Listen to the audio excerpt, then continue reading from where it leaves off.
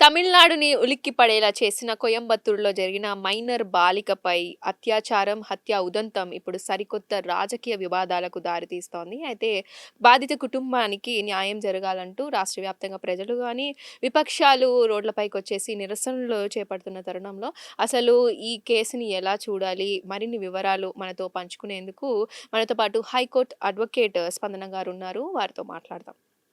Hello ma'am. Right ma'am. కోయంబత్తూర్‌లో minor బాలికపై అత్యాచారం జరిగింది. అలాగే మనం చంపిన తర్వాత కూడా ఒక లేక్‌లో పడేశారు.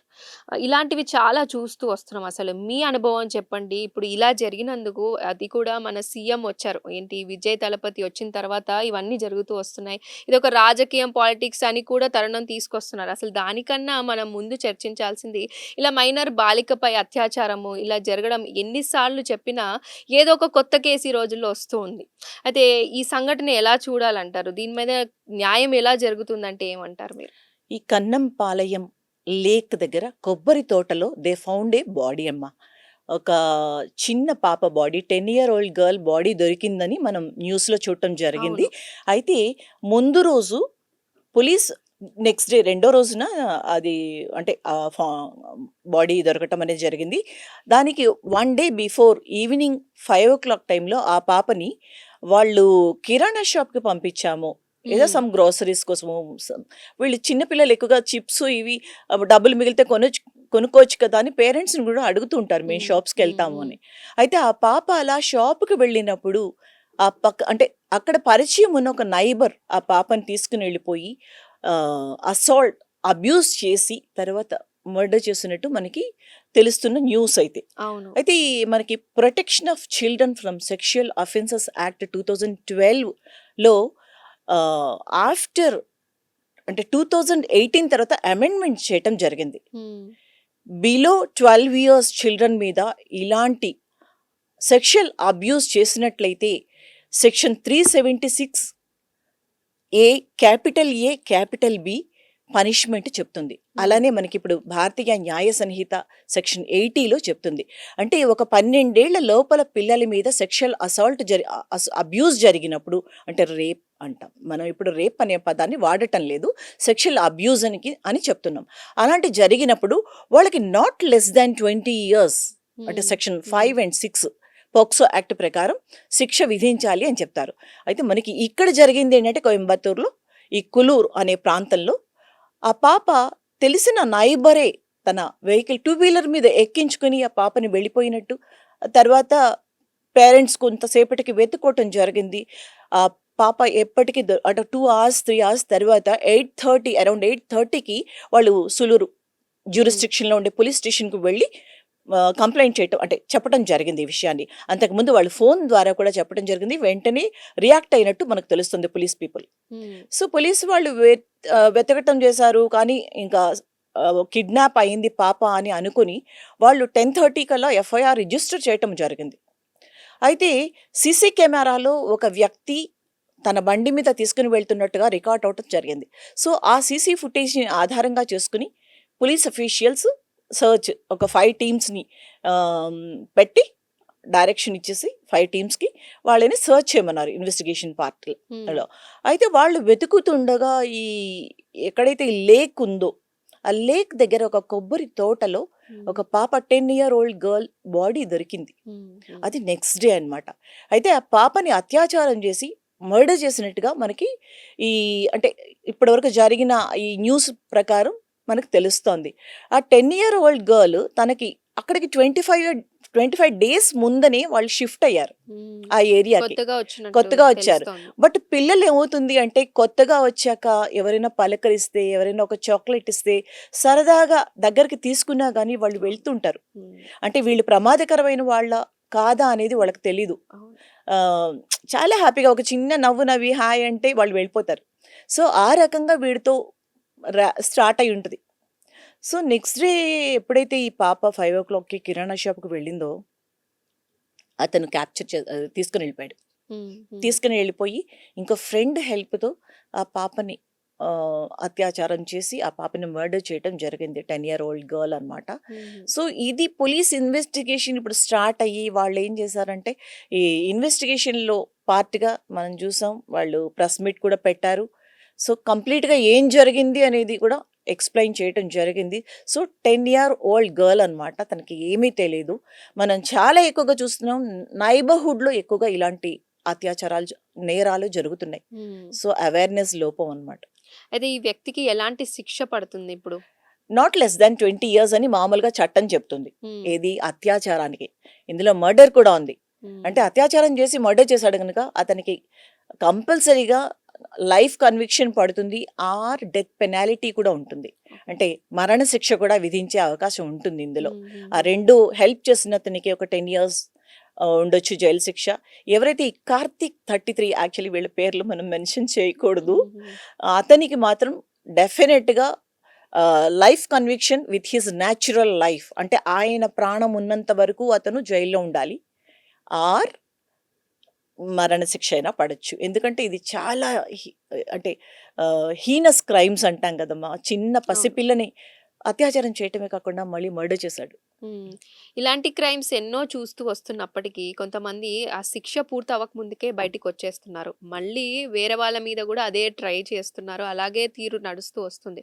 మరి బెయిల్ ఒస్తుందా వాళ్ళకి ఇలాంటి వ్యక్తులకి?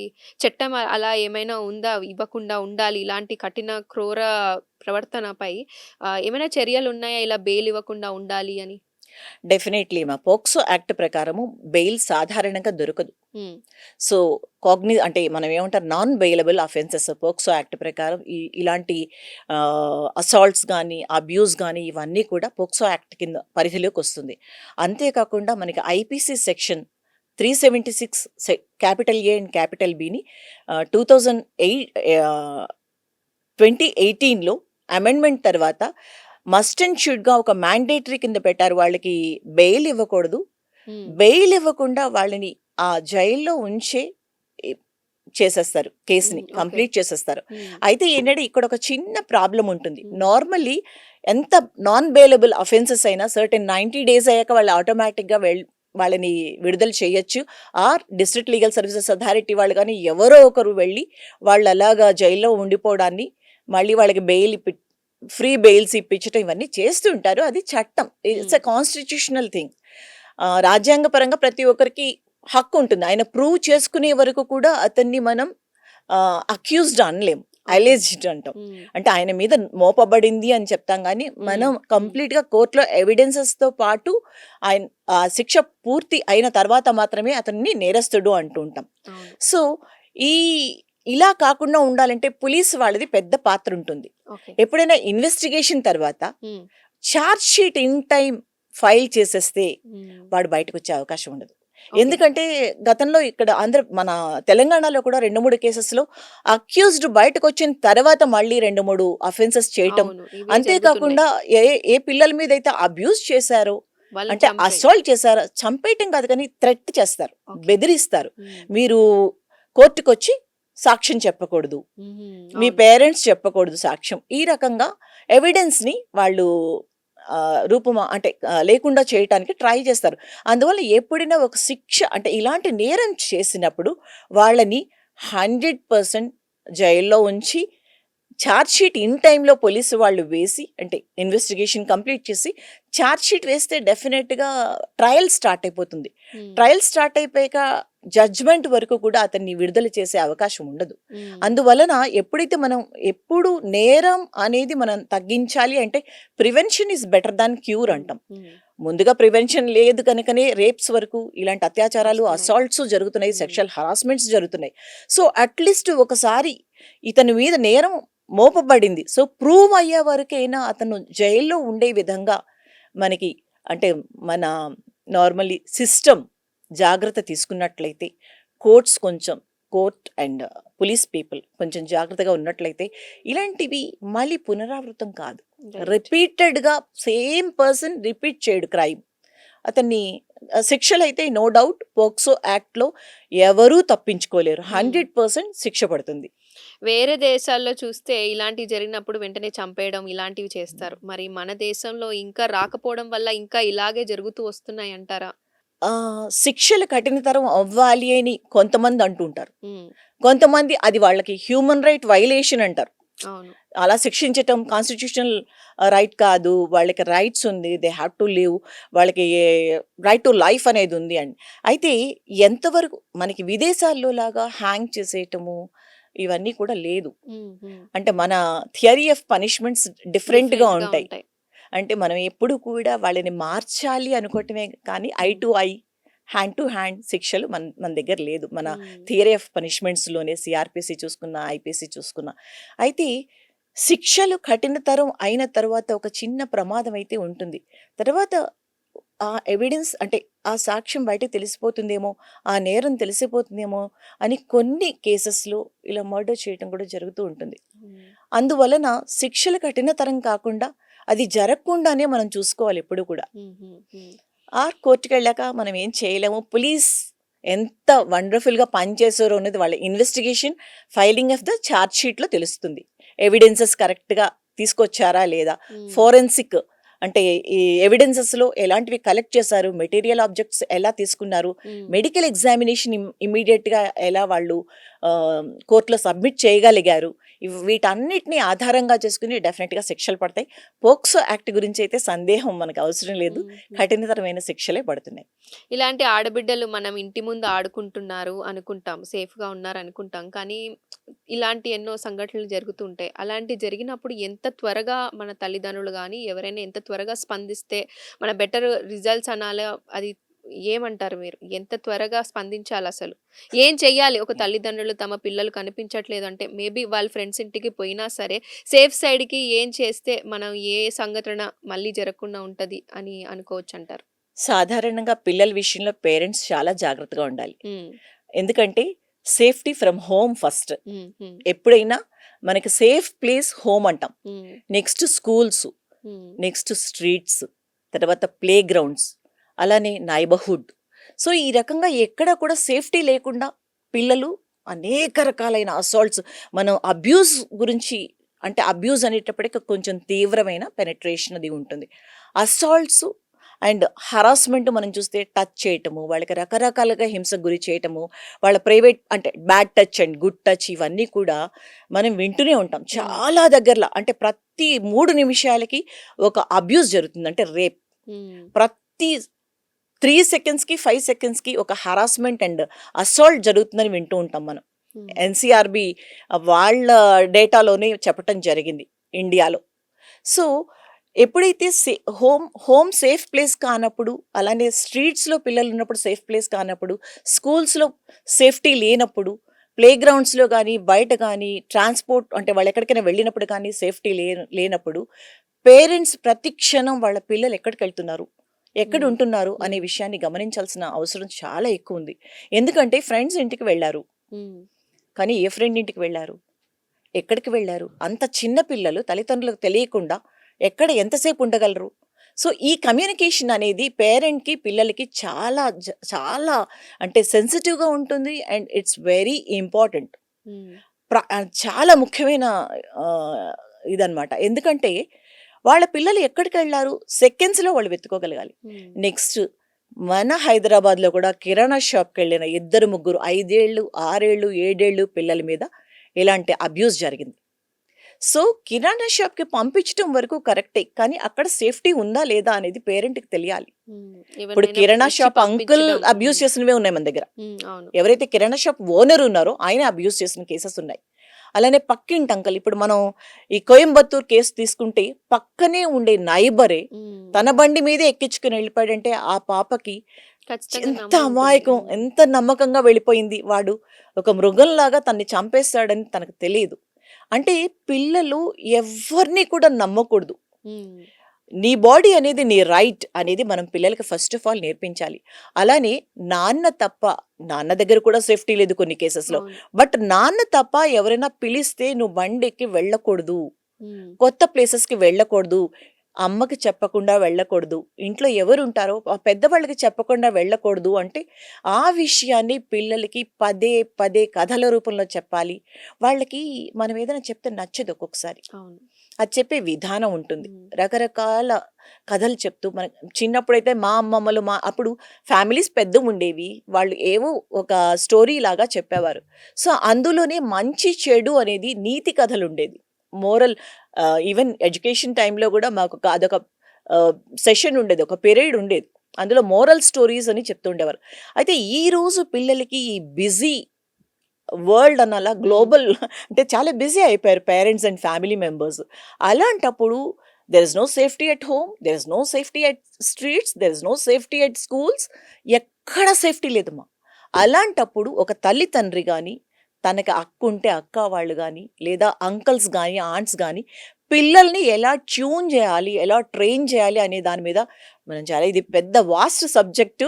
చాలా జాగ్రత్తగా ప్రతి ఒక్కరు కూడా ఒక యాక్షన్ ప్లాన్ అనేది, పిల్లల్ని పెంచడానికి కూడా యాక్షన్ ప్లాన్ చేసుకోవాలి బడ్జెట్ హ్మ్. లాగే. హ్మ్. అయితే ఈ సంఘటనపై ప్రెస్ మీట్ పెట్టినప్పుడు ఒక ఐజీ ఆర్‌వి రమ్య భారతి అని ఆవిడ నవ్వుతూ మనకి కనిపించారు. అయితే దీని మీద చాలా ఆగ్రహం వ్యక్తమవుతుంది. వైరల్ అవుతోంది. అయితే దీన్ని మీరు ఎలా చూస్తారు? ఇలా చేయడం అదే సస్పెండ్ కూడా అయ్యారు. ఇలా చేయడం అంటే కరెక్టేనా? ఒక మహిళగా ఇలాంటివి జరిగినప్పుడు దాని పట్ల ఎలాంటి బాధ గాని, ఎలా ఏమి లేకుండా అలా నవ్వడం పట్ల ఏమంటారు? ఇది ఎలా చూడాలి అసలు? యాక్చువల్‌గా ఒక పోలీస్ ఆఫీసర్ అంత ఇన్‌సెన్సిటివిటీ, హ్మ్. చాలా సెన్సిటివ్‌గా ఉండాలి. అలా ఉండడం నిజంగా చాలా బాధ కలిగిస్తోంది. ఆ వీడియోస్ చూసినప్పుడు కూడా బాధ కలిగింది. ఆఫ్‌కోర్స్ వాళ్ళేదో వేరే టాపిక్ మాట్లాడుకున్నారో, ఏం మాట్లాడుకున్నారో తెలీదు. బట్ దీనికోసం పెట్టిన ప్రెస్ మీట్ అది. అవును. సో, అలాంటప్పుడు కనీసం ఆ మొహాల్లో అసలు నార్మల్‌గా మనం ఈ విషయాన్ని వింటేనే మనకి నవ్వు చాలా సేపు మాయమైపోతుంది. అంటే ఒక రకమైన బాధ కలుగుతుంది. అలాంటప్పుడు అంత ఇన్‌సెన్సిటివిటీతో ఆ పోలీస్ ఆఫీసర్ అలా నవ్వారంటే అది చాలా అసలు నమ్మదగ్గ విషయం కాదు. మనం వీడియో చూసాం గనక హ్మ్. నమ్మాల్సొస్తోంది. హుహుహు. అండ్ నార్మల్‌గా ఇలాంటివి విమెన్ ఇష్యూస్ గానీ, పిల్లల ఇష్యూస్ గానీ, పోక్సో గానీ, అలాగే విమెన్ రేప్ ఇలాంటి కేసెస్‌లో చాలా సెన్సిటివిటీ ఉండాలి మా ఆఫీసర్స్. మనం హ్మ్. చూస్తే డొమెస్టిక్ వైలెన్స్ యాక్ట్ కూడా విమెన్ ఆఫీసర్స్‌ని పెడతారు. అవును. Women and child welfare department. అలాగనే పోక్సో యాక్ట్ కూడా విమెన్ జడ్జెస్‌ని పెడతారు. హ్మ్. హ్మ్. Women sub inspector of police వెళ్లి రికార్డ్ చేయాలి జరిగింది. హ్మ్. హ్మ్. అంటే అంతకన్నా తక్కువ ర్యాంక్ కాని వాళ్ళు అట్‌లీస్ట్ సబ్ ఇన్స్‌పెక్టర్ వెళ్లి చేయాలి. అలానే కౌన్సిలర్స్, ఎవ్రీవన్ వాళ్ళకేంటంటే ఆ సెన్సిటివిటీ ఉండాలి. ఆ సెన్సిటివిటీ లేని వాళ్ళు మాత్రం ఇలాంటి ఉద్యోగాలకే అర్హులు కారు. నాకు సంబంధించినంత వరకు. ఎందుకంటే మనం కొన్ని కేసులు చేసిన తర్వాత ఇంటికొచ్చి భోంచేయలేం. హ్మ్. అవును. ఏం తినాలనిపించదు, తాగాలనిపించదు. ఎందుకంటే అంత కదిలిపోతుంది హృదయం. అలాంటప్పుడు ఈ పాపకి మీద ఆ అబ్యూస్ జరగటమే కాకుండా ఆ పాపని వాడు మర్డర్ చేశాడు. సో, అలాంటి టాపిక్ మాట్లాడుతున్నప్పుడు ఆమె అలా బిహేవ్ చేయటం మాత్రం ఒక మహిళగా అయితే సిగ్గుపడాల్సొస్తోంది. బట్ హ్మ్. ఇక్కడ చూస్తే మహిళ అనలేం. ఎనీ హ్యూమన్ బీయింగ్, మానవత అంటారు. ఆ మానవత్వం కరువైన రోజున కొన్ని పోస్టులకి మాత్రం అర్హత ఉండదు. హ్మ్. మనం చూస్తుంటాం మెడికల్ డిపార్ట్మెంట్‌లో మెడిసిన్ చేసే వాళ్ళకి మేము చెప్తుంటాం ఎంసెట్ చేయాల్సింది, వాళ్ళ బ్రెయిన్ స్కాన్ చేయాలి. వీళ్ళకి నిజంగా మానవత్వం ఉందా లేదా? ఆ కరుణ అనేది ఉంటేనే వాళ్ళు ఆ పోస్ట్‌కి అర్హులు. ఎలిజిబుల్. యెస్. అదర్‌వైజ్ ఇప్పుడు మనం మెడికల్ ఎగ్జామినేషన్‌కి పంపిస్తాం ఈ అబ్యూస్డ్ చిల్డ్రన్‌ని. Hmm. Girls or boys. Hmm. ఆ డాక్టర్ కూడా చాలా జాగ్రత్తగా ఆహ్, హ్యాండిల్ చేయాలి. ట్రీట్ హ్యాండిల్ చేయాలి. చేయాలి పిల్లల్ని. హ్మ్. సో, అలాంటప్పుడు ఒక police officer, we are very fortunate in Telangana. Wonderful police officers ఉన్నారమ్మా ఇక్కడ. ఎందుకంటే నేను 7 ఇయర్స్ వర్క్ చేశాను పోక్సో యాక్ట్ కింద. అంటే ఆల్మోస్ట్ 1 ½ ఇయర్ బేబీ నుండి హ్మ్. 18 ఇయర్ ఓల్డ్ గర్ల్ వరకు హ్యాండిల్ చేయటం జరిగింది. మా పై ఆఫీసర్స్ మాత్రం మాకొక కేస్ అప్పజెప్పేటప్పుడు అదే ఫస్ట్ కేస్ మాకు. హ్మ్. హ్మ్. అంత కేర్ తీసుకునేవాళ్ళం. అండ్ ఎంత ఇన్వాల్వ్ అయ్యేవారో ఆఫీసర్స్ కూడా. సో, 100% ఇలాంటి కేసెస్, ఆ మెకానిజం ఏదైతే ఉంటుందో ఇన్‌ఫ్రాస్ట్రక్చర్‌లో మంచి ఆఫీసర్స్ ఉండాలి. మంచి అంటే there is no definition I know. Hmm. But హృదయంతో పనిచేసేవాళ్ళు, హ్మ్. అంటే హ్మ్. సెన్సిటివిటీ ఉన్నవాళ్ళు మనకవసరం. ఇప్పుడు ఐజీని సస్పెండ్ చేశారు. ఇద్దరు మిగతా ఆఫీసర్స్‌ని కూడా సస్పెండ్ చేసినట్టు వింటున్నాము. అయితే లీగల్‌గా ఇంకా ఎలాంటి కేసెస్ అంటే ఇంకేమైనా చట్టాలుంటాయా ఇలా ప్రవర్తించడం వల్ల? పోలీస్ ఆఫీసర్స్ మీద కొన్ని ఇద్ కేసులు చూస్తూ ఉంటారు వాళ్ళు. యాహ్! ఇలా ప్రవర్తించడం వల్ల వాళ్ళ మీద ఇంకా లీగల్‌గా ఏమైనా సెక్షన్స్ కానీ ఎలా ఏమైనా పడుతుంటాయా? వీళ్ళ మీద మాత్రం డిసిప్లినరీ యాక్షన్ వాళ్ళ కన్సర్న్డ్ హ్మ్. పోలీస్ డిపార్ట్మెంటే తీసుకోవాలి. హ్మ్. వీటికి సంబంధించినంత వరకు వాళ్ళు కోర్టుకొస్తే అప్పుడు విచారణలో మన లీగల్‌గా జ్యుడిషియరీ కదులుతుంది. హ్మ్. అయితే ఇప్పుడు ఈ అత్యాచారం జరిగింది కదా! పోక్సోలో ఎంత కఠినమైన చట్టాలున్నాయి ఇలాంటివి జరగడానికి? పోక్సో అనేది ఒక చట్టం అమ్మ. హ్మ్. Protection of children from sexual offences act 2012లో వచ్చింది ఈ చట్టం. ఈ చట్టం వచ్చినప్పటి నుంచి కూడా మనకి sexual assault, sexual abuse, sexual harassment, pornography ఇవన్నీ కూడా ఈ చట్ట పరిధిలో పెట్టడం జరిగింది. అంటే పిల్లల మీద జరిగే నేరాలు, వాళ్ళని టచ్ చేయటం, అలానే పర్పెట్రేటర్ ఎవరైతే ఉంటారో వారి ప్రైవేట్ పార్ట్స్‌ని పిల్లలు టచ్ చేయాలి అని వాళ్ళు హ్మ్. కోరటం. హ్మ్. హ్మ్. అలానే పోర్న్ వీడియోస్ వీళ్ళతో చేయకూడని పనులు చేయిస్తూ వాళ్ళని వీడియోస్ తీయటం. సో, ఇవన్నీ కూడా ఈ చట్ట పరిధిలోకి వస్తుంది. అలానే సైబర్ సెక్షువల్ యాక్ట్స్ కూడా ఈ పరిధిలోకి వస్తుంది. ఈ పోక్సో యాక్ట్‌లో 2018 మన అమెండ్మెంట్ తర్వాత బిలో 12 ఇయర్స్ చిల్డ్రన్ మీద జరిగే ఏ అబ్యూజ్ అయినా నాట్ లెస్ దాన్ 20 ఇయర్స్ శిక్ష పడుతుంది. అలానే పోర్న్ వీడియోస్ తీయటం, పోర్న్ సెక్షువల్ యాక్ట్స్ చేయటం ఆ తీవ్రతను బట్టి వాళ్ళకి నాట్ లెస్ దాన్ 7 ఇయర్స్ హ్మ్. అంటే 3-5 ఇయర్స్ చిన్న చిన్న వాటికి పడుతుంది. జస్ట్ ఫోటో మార్ఫింగ్ చేసి, ఫోటోస్ ఫార్వర్డ్ చేయటం ఇట్లాంటివి చేసినప్పుడు. దాంట్లో కొంచెం ఎక్కువ మనకి బ్లూ ఫిలిమ్స్, ఈ అశ్లీల చిత్రాలు అంటుంటాం. ఇలాంటివి ఏమైనా చేసినప్పుడు వాళ్ళకి నాట్ లెస్ దాన్ 7 ఇయర్స్. అంటే ఏ చట్టమైనా మనకి ఇన్ఫర్మేషన్ టెక్నాలజీ యాక్ట్ 2000 ఎలా చెబుతుందో అందులో ఉండే శిక్షలు మాత్రమే కాకుండా పోక్సో యాక్ట్ ప్రకారం శిక్ష కొంచెం పెద్దదైతే పోక్సో యాక్ట్‌నే తీసుకుంటారు. అదే ఈ బాధిత కుటుంబానికి న్యాయం జరగాలంటే చట్టపరంగా ఎలాంటి చర్యలు తీసుకుంటే బావుంటుంది? ఇప్పుడు ఆ కోయంబత్తూర్ కేసులో డెఫినిట్‌గా వాళ్ళైతే పాపం తెచ్చివ్వలేరు. జ్యుడిషియరీ గానీ, పోలీస్ డిపార్ట్‌మెంట్ గానీ, వాళ్ళకి దొరికే న్యాయం ఏంటంటే నార్మల్‌గా మనం అంటే విపరీతమైన ఆవేశంలో ఉంటారు. వాళ్ళని ఎన్‌కౌంటర్ చేసేయాలి, ఆ అవును. శిక్ష ఇలా చేయాలి, అలా చేయాలి అని చెప్తుంటారు. ఎన్నో సో నిరసనలు కూడా జరుగుతూ యాహ్! వస్తున్నాయి. ప్రజలు అవును. సో, రోడ్లపైకొచ్చి చేస్తున్నారు. వాళ్ళకి న్యాయం జరగాలి అంటే ఇలాంటి చర్య ఇంకోటి రిపీట్ అవ్వకూడదమ్మా. హ్మ్. ఇందులో డెఫినిట్‌గా అతనికి యావజ్జీవ కారాగార శిక్ష పడుతుంది. Till his natural life. హ్మ్. జీవించి ఉన్నంత కాలం ఆయన జైల్‌లో ఉండాలి. ఆర్ ఎల్స్ మనకి వరంగల్ కేసులాగా డెత్ పెనాల్టీ కూడా వెయ్యొచ్చు. అంతే కాకుండా ఇలాంటి కేసెస్‌లో కాంపెన్సేషన్ అనేది ఉంటుంది. హ్మ్. అంటే ఎవరైతే బాధిత కుటుంబం ఉంటుందో ఆ కుటుంబానికి కాంపెన్సేషన్ ఇస్తుంది గవర్నమెంట్. అలాగనే లీగల్ సర్వీసెస్ అథారిటీస్ కూడా. ఈ కేసులో అయితే న్యాయం అంటే నా దృష్టిలో మనం వాళ్ళకి ఏం న్యాయం చేయలేం. ఎందుకంటే పాపని రీప్లేస్ చేసే న్యాయం ఏముంటుంది? హ్మ్. హ్మ్. పాపనైతే తెచ్చివ్వలేం. కాకపోతే ఒకటేంటంటే అంటే ఒక ఎడ్యుకేటెడ్ పర్సన్‌గా నేనేం చెప్పగలుగుతానంటే వాడికి చాలా as early as possible fast track వీటికి స్పెషల్ కోర్ట్స్ ఉంటాయి పోక్సో యాక్ట్ కింద. ఈ స్పెషల్ కోర్ట్స్‌లో ఇప్పుడు చనిపోయిన పాపదైతే స్టేట్మెంట్స్ ఏమీ అవసరం లేదు. అట్‌లీస్ట్ ఆ ఫ్యామిలీది 161 సీఆర్‌పీసీ స్టేట్మెంట్స్ రికార్డ్ చేసి ఎంత ఎర్లీగా వీలైతే అంత ఎర్లీగా ఇన్వెస్టిగేషన్ కంప్లీట్ చేసి ఆ కేసుని within 30 days or within 60 days చట్టమైతే 60 డేస్‌లో కంప్లీట్ చేయాలని మనకి ఎట్లాగో ఉంది.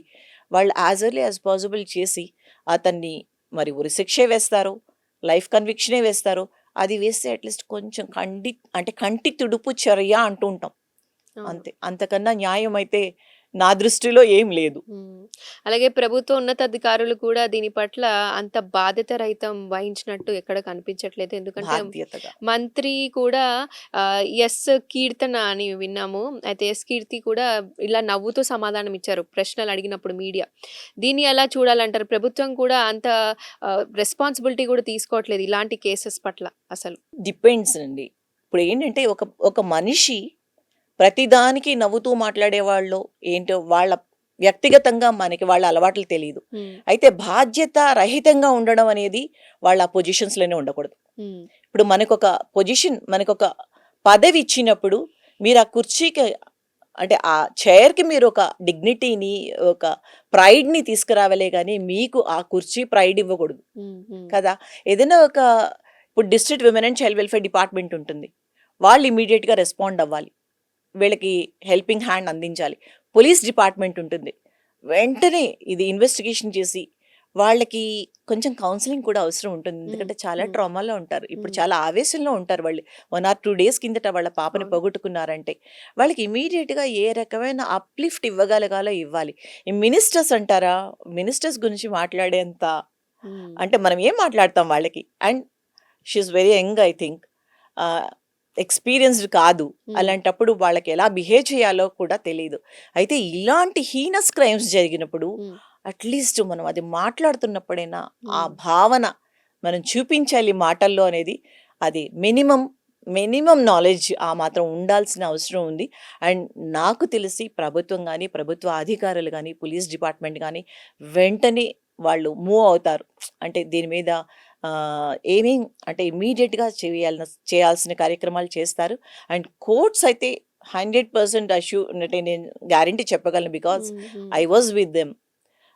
కోర్ట్స్‌లో వెంటనే శిక్షలు పడతాయి. ఫాస్ట్ ట్రాక్‌లో ఇది మేబీ ఇన్ 60 డేస్ ఈ కేస్ కంప్లీట్ అయిపోతే అయిపోవచ్చు. హ్మ్. అలాగే ఇలాంటివి జరిగినప్పుడు మీడియాలో గానీ, చాలా చోట్ల బయటకొచ్చేస్తుంటుంది. ఆ తల్లిదండ్రులు ఒకవైపు న్యాయం కావడం కోసము ఇలా జరుగుతుందనుకోవచ్చు. మరోవైపు తన బిడ్డని పోగొట్టుకున్నట్టు ఒకటి. సో, మీడియా కూడా ఒకటే విషయాన్ని ఫోకస్ చేయడం వల్ల, బయట వాళ్ళు దాన్ని అంటే ఆసరగా తీసుకొని ఇలా చెయ్యాలి అనుకోవడం వల్ల ఈ అత్యాచారాలు ఎక్కువవుతున్నాయంటారా? అత్యాచారాలు ఎక్కువవటానికి మీడియా కారణం కాదు. హ్మ్. కానీ పదే పదే ఒక చర్య జరిగినప్పుడు అదే హైలైట్ చేసి అంటే ఎవరికి రేటింగ్ కోసం వాళ్ళు ప్రతి ఒక్కటి హైలైట్ చేయటం అనేది ఎంత మాత్రం కరెక్ట్ కాదు. హ్మ్. అందరూ ఇలా ఒక పెయిన్‌ఫుల్‌గా ఉండే ఒక ఫ్యామిలీని వెళ్ళి ప్రతి ఒక్కరు కూడా ఇదే విషయాన్ని అడుగుతూ ఉంటే వాళ్ళని అనవసరంగా రెచ్చగొట్టినట్టు కూడా అవుతుంది. హ్మ్. హ్మ్. అండ్ ఈ వీళ్ళు ఈ మీడియా అన్న వాళ్ళు ఎవరు కూడా ఏ హెల్ప్ చేయలేరు. ఇవి ఓన్లీ చట్టం చేసుకునే పనులు. కోర్ట్స్ గానీ, పోలీస్ డిపార్ట్‌మెంట్ గానీ చేసుకునే పనులు. ఈ విషయంలో అంటే మీరు తెలియజేయండి ఈ విషయాన్ని. హ్మ్. హ్మ్. మీడియా అనేది ఓకే. అవేర్‌నెస్ ఇవ్వండి. హ్మ్. బట్ అవేర్‌నెస్ బదులు మీరు ఇంకా ఈ సోషల్ మీడియా ఇలాంటి పోస్టులు పెట్టటం వలన హ్మ్. మీరన్నట్టు తెలియని పిల్లలు, చదువులేని వాళ్ళు, ఇదేదో బానే ఉందే, ఇది కూడా ఒక అడ్వెంచర్ అనుకునే స్థితిలో వెళ్ళి ఇలాంటి అబ్యూజులు స్టార్ట్ చేయొచ్చు. హ్మ్. సో, మీడియాలో ఎంతవరకు ఇవ్వాలి? రెండోది వాళ్ళని ఫ్యామిలీని మీడియాలో చూపించకూడదుమా.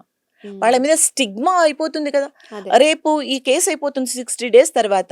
అదే ఫ్యామిలీ ఎక్కడికెళ్ళినా ఇదిగో వీళ్ళ అమ్మాయి హ్మ్. రేపయింది, చనిపోయింది. హ్మ్. లేదా వీళ్ళ అమ్మాయికి అత్యాచారం జరిగింది. సో, మీడియా ఇలాంటి వీడియోస్ ఏమైనా పోస్ట్ చేసేటప్పుడు, ఇలాంటి వాళ్ళ దగ్గర నుంచి ఇంటర్వ్యూస్ తీసుకున్నప్పుడు బ్లర్ చేయాలి అట్‌లీస్ట్ ఫేసెస్. హ్మ్. అండ్ ప్రతి ఒక్కరు వెళ్లి వాళ్ళ పెయిన్ అంటే వాళ్ళ పెయిన్‌కి 10 టైమ్స్ ఎక్కువ చేస్తుంటారు. మనం ఇక్కడ ఒక చిన్న పాపని ఒక స్కూల్ స్టూడెంట్ లాస్ట్ నేననుకుంటా ఒక 9 మంత్స్ బ్యాకో, 1 ఇయర్ బ్యాక్ ఒక ఇన్సిడెంట్ జరిగింది.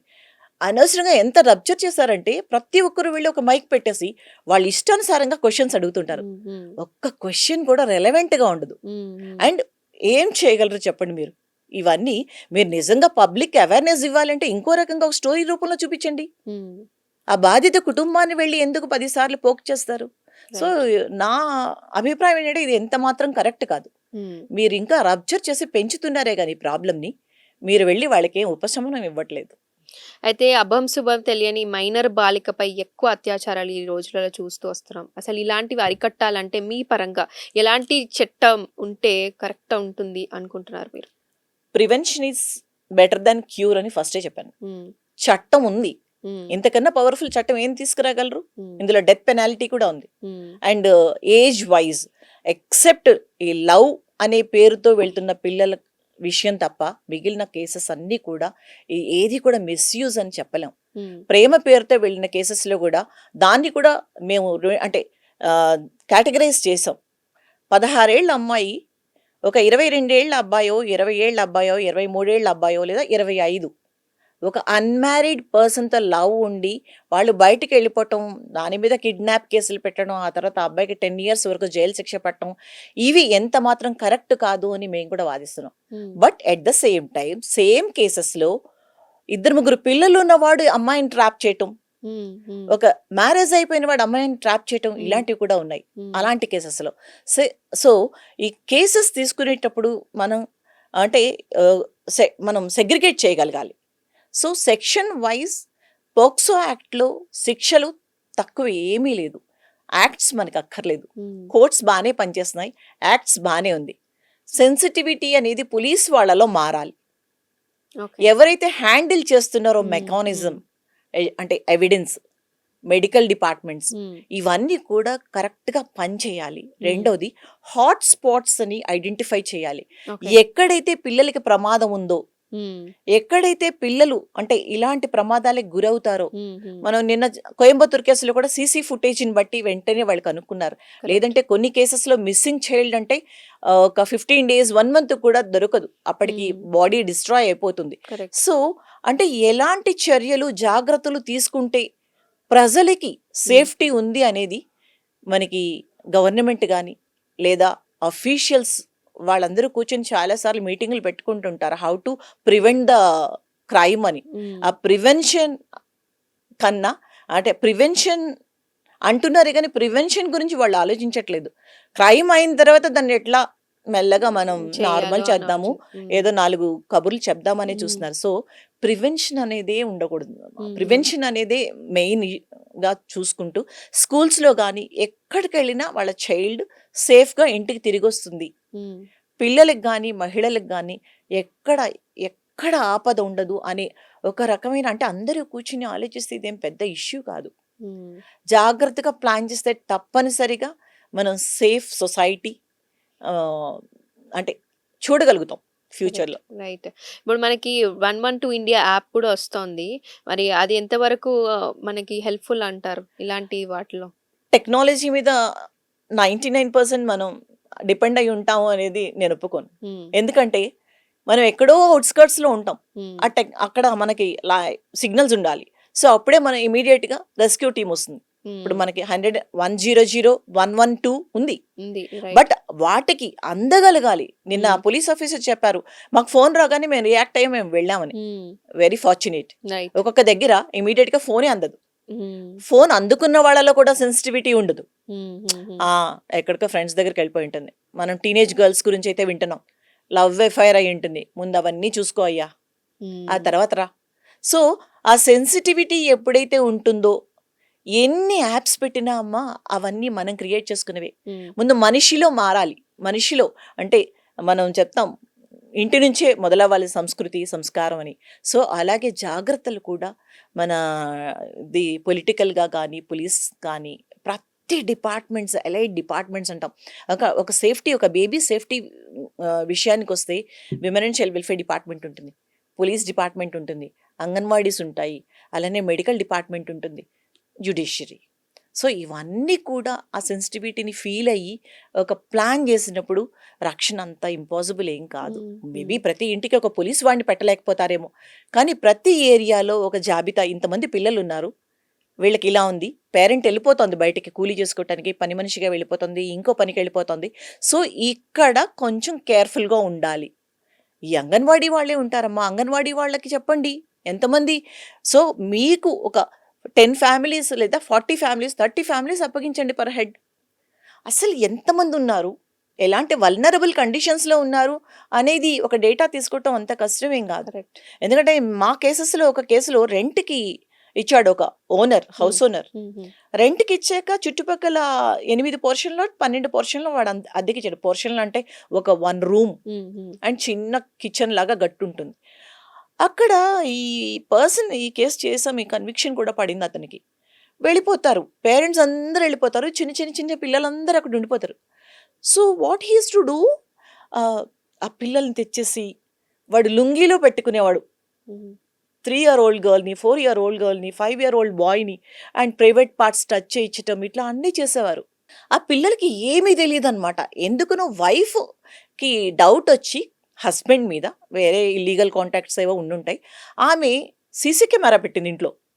ఆ సీసీ కెమెరా ఒక సెంటర్‌కి తీసుకెళ్ళి హార్డ్ హ్మ్. డిస్క్‌లోకి మార్చింది. హ్మ్. అప్పుడు అది చూసిన ఒక వ్యక్తి అతను కంప్లెయింట్ చేశారు. అప్పుడు బయటపడింది 9 మంది, 10 మంది పిల్లల్ని వాడు అబ్యూజ్ చేస్తున్నాడు అని.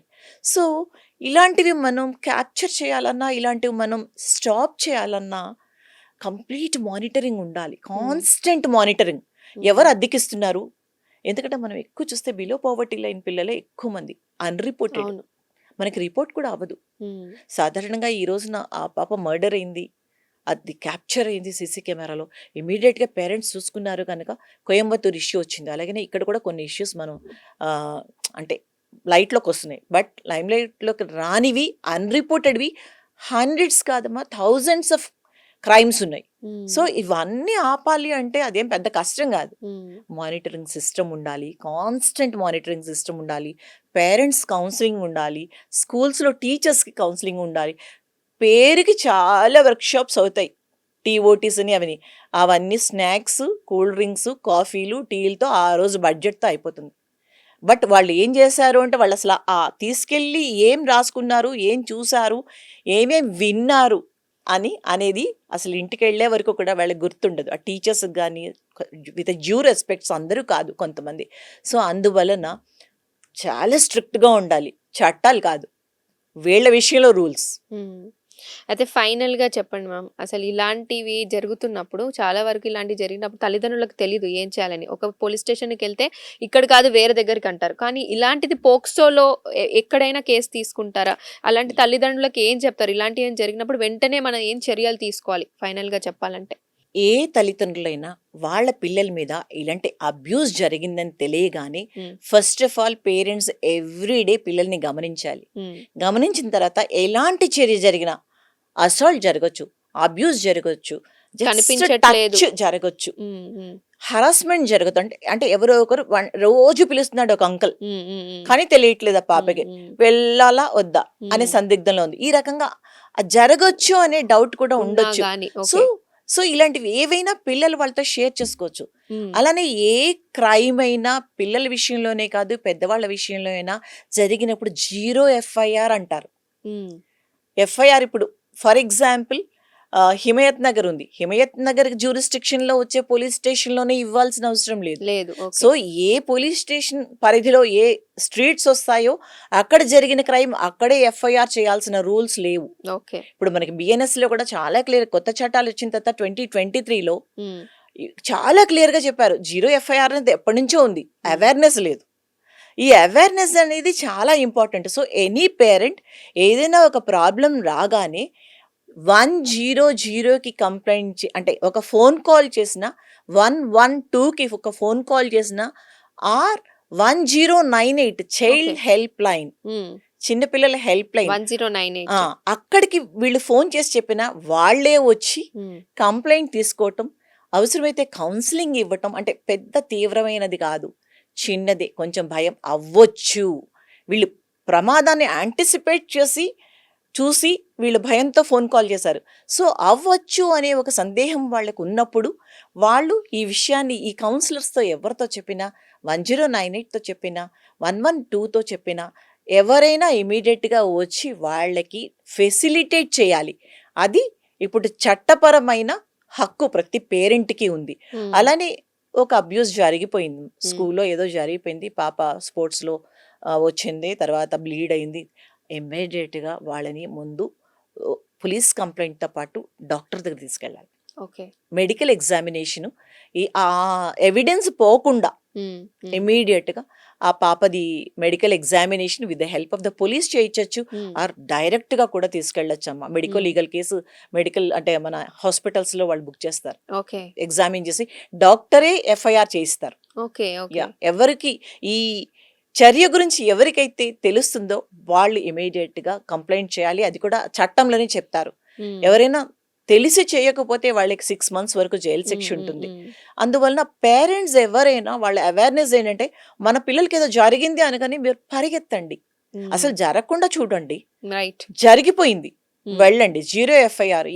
మీకెళ్ళి ఆ పోలీస్ వాళ్ళు ఇక్కడ కాదమ్మా మీరు బంజారా హిల్స్ వెళ్ళాలి లేదా ఇంకెక్కడికో వెళ్ళాలి, కొండాపూర్ వెళ్ళాలి అని చెప్పడానికి వాళ్ళకి రైట్ లేదు. ఆ పోలీసు వాడు అక్కడ 0 FIR చేయాల్సిందే. ఆన్లైన్లో కూడా చేయొచ్చు, ఎడ్యుకేషన్ అంటే ఎడ్యుకేట్ అయితే ఆన్లైన్లో కూడా FIR చేయొచ్చు. సో ఇవన్నీ కూడా మనకి చట్టం చాలా ఎక్సలెంట్గా పనిచేస్తుందమ్మా. చట్ట పరిధిలో మంచి వెసులుబాట్లు ఉన్నాయి. చట్టం కాకపోతే ఏంటంటే అది ఆ చట్టం సామాన్యుడి వరకు వెళ్ళదు, అవేర్నెస్ అనేది ఉండదు. అందువలన ముందు తెలుసుకోండి, మీకేం కావాలి అనేది మీకు తెలియాలి. చట్టపరంగా మీకు ఏ హక్కులు ఉన్నాయో తెలుసుకొని మీ పిల్లలకి ఎక్కడ కూడా డ్యామేజ్ లేకుండా. అండ్ రెండోది ఏంటంటే ఇది చాలా కాన్ఫిడెన్షియాలిటీ మెయింటైన్ చేస్తారు. పిల్లల గురించి ఎవరికైనా చెప్పినా కానీ ఈ విషయం బయటికి రాదు. కోర్టులో కేసు అయిపోయే వరకు కూడా కాన్ఫిడెన్షియాలిటీ మెయింటైన్ చేస్తారు. ఇప్పుడు మనం స్కూల్లో ఇప్పుడు 161 CRPC స్టేట్మెంటే కాదమ్మా, కోర్టులో ఆ పాప స్టేట్మెంట్స్ రికార్డ్ చేసేటప్పుడు కూడా ఆ పాప పేరు ఎప్పుడు కూడా నార్మల్గా ఓకే. మెన్షన్ చేయరు. ఎవరైనా విట్నెస్ పేరు రాయాలి. అవును. బట్ చిన్నపిల్లలైతే వాళ్ళ పేరు రాయరు. హ్మ్. దాన్ని మళ్ళీ సీల్ చేస్తారు. ఓకే. ఒక పేరు, ఏజ్, అడ్రస్ ఇవన్నీ రాసినప్పుడు అది సీల్డ్ కవర్లో వస్తుంది. హ్మ్. ఎందుకంటే అది ఎవరికి తెలియదు ఎక్సెప్ట్ జడ్జెస్కి. హ్మ్. సో అంత జాగ్రత్తగా మీకు చట్టం తయారు చేయబడినప్పుడు భయం ఎందుకు? హ్మ్. అండ్ పిల్లలకి చెప్పాల్సింది నీ బాడీ నీ రైట్. హ్మ్. బ్యాడ్ టచ్, ఆ. Good touch. నీ బాడీ అనేది ఎవరు మనకు ఫారిన్ కంట్రీస్లో మామూలుగా ఇలా వెళ్ళి సరదాగా పట్టుకున్న శిక్షే. హ్మ్. పట్టుకోకూడదు పిల్లల్ని, ఓకే. టచ్ చేయకూడదు. హ్మ్. మనం ఇక్కడ ప్రతి ఒక్కడు పట్టేసుకుంటాడు. హ్మ్. అది నిజంగా ప్రేమో తెలీదు, చిన్నపిల్లలన్న అభిమానమో తెలీదు, బ్యాడ్ ఇంటెన్షనో తెలీదు. అందువల్ల ఫస్ట్ ఆఫ్ ఆల్ మీరు అలవాటు చేయాల్సింది ఏంటంటే పిల్లల్ని వేరే వాళ్ళు టచ్ చేయకూడదు. ఈవెన్ హ్మ్. ఫాదర్ అయినా కానీ అసౌకర్యంగా ఉండే టచ్ చేస్తే అమ్మకి చెప్పాలి అనేది చాలా ఇంపార్టెంట్ విషయం. రైట్. స్పందన గారు చాలా అద్భుతంగా మాకు ఎక్స్‌ప్లెయిన్ చేశారు కూడా. ఆ బాధిత తల్లిదండ్రులకి న్యాయం జరగాలని కోరుకుంటూ thank you so much. Right. చూస్తూనే ఉండండి సాక్షి ఫ్యామిలీ. నేను లిఖిత సైనింగ్ ఆఫ్. సాక్షి టీవీ ప్రసారాలను నిలిపివేయటం చట్టరీత్యా నేరం. సాక్షి టీవీ ప్రసారాల కోసం మీ స్థానిక కేబుల్ ఆపరేటర్ను వెంటనే సంప్రదించండి. డిటిహెచ్లో ఇంటర్నెట్లో కూడా సాక్షి టీవీ ప్రసారాలను వీక్షించవచ్చు.